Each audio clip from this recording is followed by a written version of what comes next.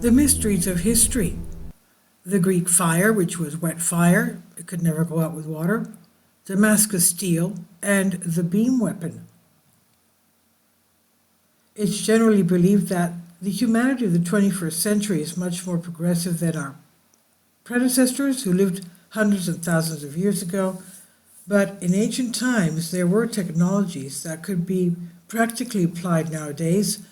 Unfortunately, however, the secrets of these technologies have been permanently lost.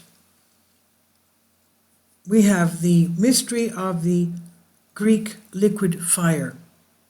Let's take a period of antiquity. A specialist in folklore and history of science at Stanford University, Adrian Mayer, revealed some very interesting but little-known details of the period in question in his book Greek Fire, Poison Arrows, and Scorpion Bombs, Biological and Chemical Weapons of War in the Ancient World.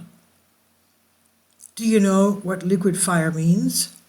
In the 7th to 12th centuries, the people of Byzantium, that's today's Istanbul, was Constantinople, used this chemical substance as a weapon in sea battles.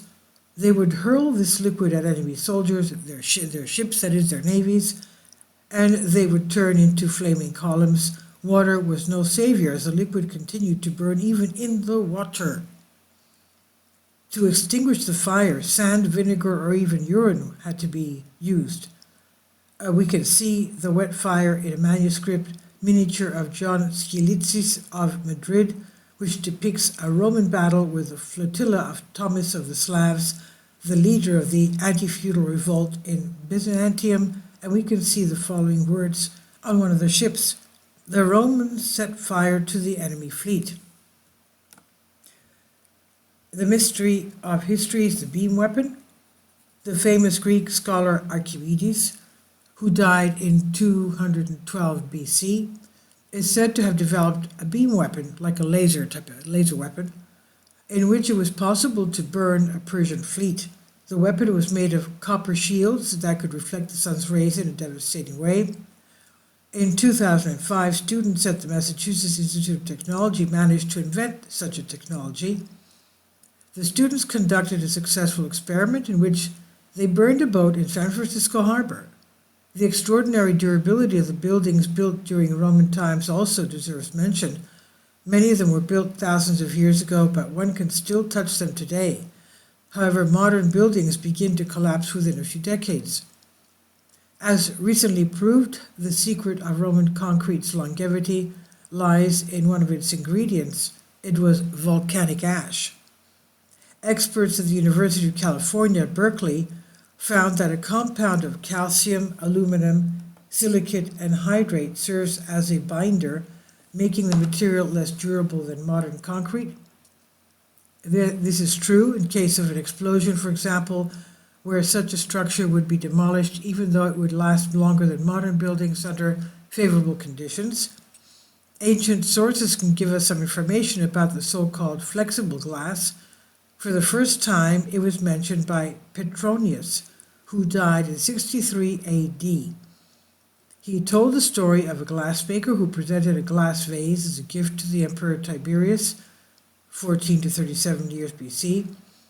In the presence of the emperor, the glassmaker dropped the vase on the floor, but the vase did not break into pieces.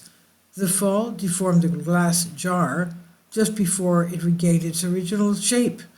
Tiberius ordered that the glassmaker be beheaded, and the emperor assumed that man could do the same to precious metals.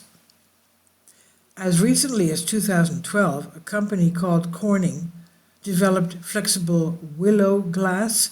The material is heat resistant and flexible enough to roll. Currently, the material is used in the production of solar cells. And then we talk about Damascus steel and Mithridate.